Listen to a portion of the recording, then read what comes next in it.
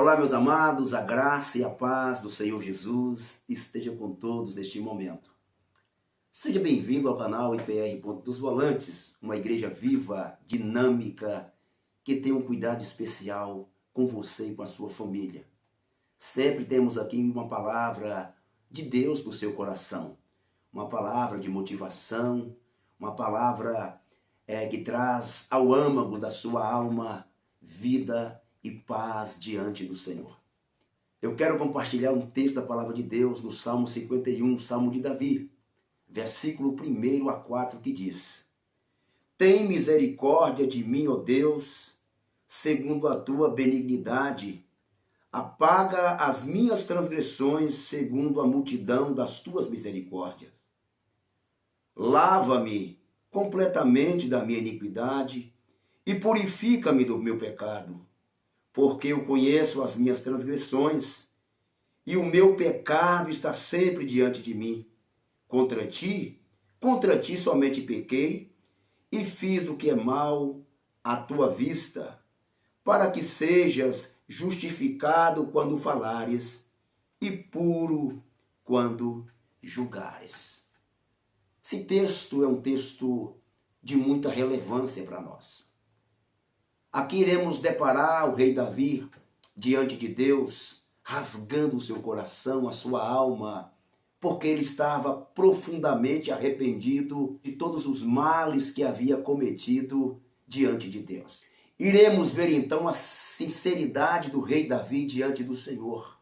Ele havia pecado, ele havia afastado diante de Deus com as transgressões, com a maldade, e agora Davi está arrependido e querendo o perdão do Senhor. E com isso eu quero trazer ao seu coração o que é um verdadeiro arrependimento. Para conhecer o que é um verdadeiro arrependimento, é necessário conhecer também o que é um falso arrependimento. O falso arrependimento ele é movido de remorso. Remorso daquilo que fez, não é? Uma consciência pesada, uma consciência que está lhe acusando, uma consciência culpada. O interessante é que no remorso, as pessoas, na verdade, quando você pergunta a elas, olha, por que você fez isso? Por que você fez aquilo? O remorso, a pessoa apresenta diante da gente ou diante de Deus, sempre com uma desculpa. Olha para Adão e Eva. A Bíblia diz que quando Deus ele vai procurar Adão após o seu pecado, a Bíblia conta para nós que Adão ele está justificando diante de Deus a sua culpa, o seu erro, dizendo, Senhor, a mulher que tu me destes. O remorso traz sempre uma justificativa dos erros das pessoas.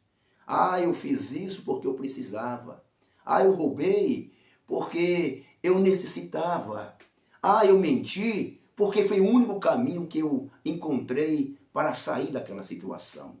O remorso é isso. O remorso não é arrependimento. E no texto lido aqui para nós iremos entender como, de fato, uma pessoa apresentar diante de Deus, como apresentou Davi, com o coração arrependido, com a alma machucada, com o corpo quebrado, com a vida totalmente disposta a consertar diante do Senhor. O verdadeiro arrependimento, ele vem com um desejo profundo de ser perdoado, purificado diante de Deus. Foi isso que Davi fez. O texto aqui no Salmo 51, 1 e 2, ele diz, tem misericórdia de mim, ó Deus, segundo a tua benignidade, apaga as minhas transgressões, segundo a multidão das tuas misericórdias. Lava-me completamente da minha iniquidade e purifica o meu pecado. Olha a maneira que Davi apresenta diante de Deus. Ele está apresentando diante do Senhor com um desejo profundo de perdão, de ser purificado diante do Senhor. Lava-me, purifica-me.